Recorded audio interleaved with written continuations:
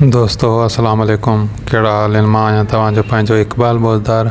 अॼु असां हज़रत अली जे क़दम गाह हैदराबाद जी ज़ियारत लाइ आया आहियूं। तव्हांखे अॼु हज़रत अली जे क़दमनि जी ज़ियारत कराईंदासीं। हीअ असां हज़रत अली जे क़दम गाह जे अंदरि हिसे पेड़ में पहुची विया आहियूं। महिरबानी करे हिन वीडियो खे मुकमिल ॾिसंदा जीअं तव्हां हज़रत अली जे क़दमनि जी ज़ियारत करे सघो। हीअ ॾिसी सघो था, हीअ असां हज़रत अली जे क़दमनि जे क़दम गाह जे पेड़ में मौजूदु आहियूं। कुझु टाइम खां पोइ अंदरि ई हलंदासीं, हज़रत अली जे क़दमनि जी तव्हांखे ज़ियारत कराईंदासीं। हिन वीडियो खे मुकमिल ॾिसंदा। हीअ ॾिसी सघो था, हीअ हज़रत अली जे साम्हूं ई क़दम मुबारक हुन में आहिनि, उते ज़ियारत आहे। हीअ ॾाकणनि जे मथां असीं चढ़ंदासीं।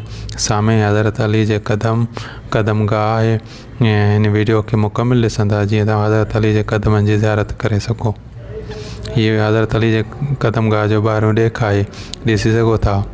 हीअ ॿाहिरियों नज़ारो आहे, तमामु पुरसुकून माहौल आहे। स्टेशन जे बिल्कुलु वेझो ई आहे। ज़रूरु हिन हज़रत अली जे क़दम ज़ियारत कजो। हीअ हाणे असां हज़रत अली जे क़दम गाह जे अंदरें हिसे में पहुची चुका आहियूं। हीअ ॾिसी सघो था, मुंहिंजे पोयां ही तमामु बहितरीनु पुरसुकून माहौल आहे।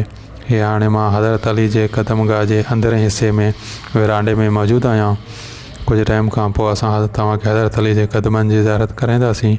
हिन वीडियो खे मुकमिल ॾिसंदा। दोस्तों ॾिसी सघो था, असां हज़रत अली जे क़दम गाह जे अंदरें हिसे में मौजूदु आहियूं।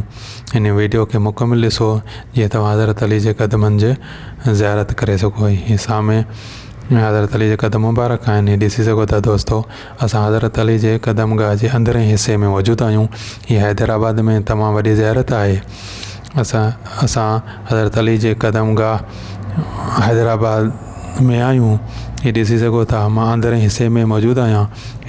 हज़रत अली जे क़दम गाह में हीअ हज़रत अली जे क़दम गाह जे अंदरियों नज़ारो आहे, अंदरियों ॾेख आहे। माशाअल्लाह तमामु पुरसुकून माहौल आहे। तमामु बहितरीनु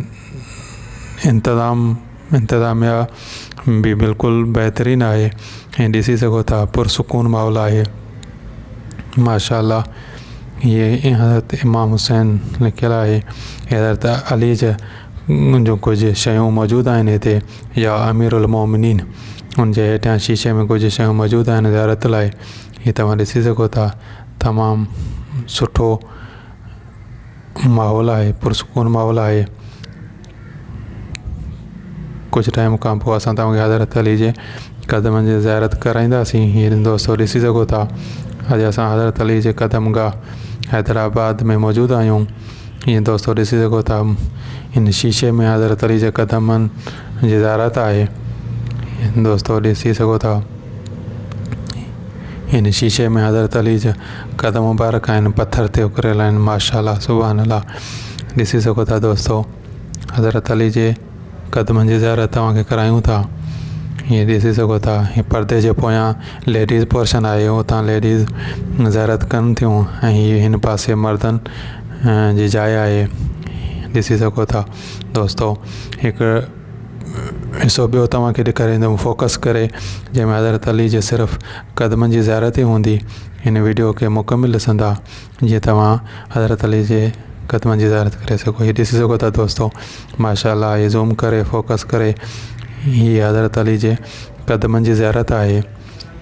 ॾिसी सघो था दोस्तों, हीअ आहे हज़रत अली जे क़दमनि जी ज़ियारत। हीअ वीडियो पसंदि अचे त महिरबानी उनखे कमेंट कंदा, शेयर कंदा, लाइक कंदा, ऐं मुंहिंजे चैनल आहे सिंध जे नाले सां उनखे सब्सक्राइब कंदा। महिरबानी।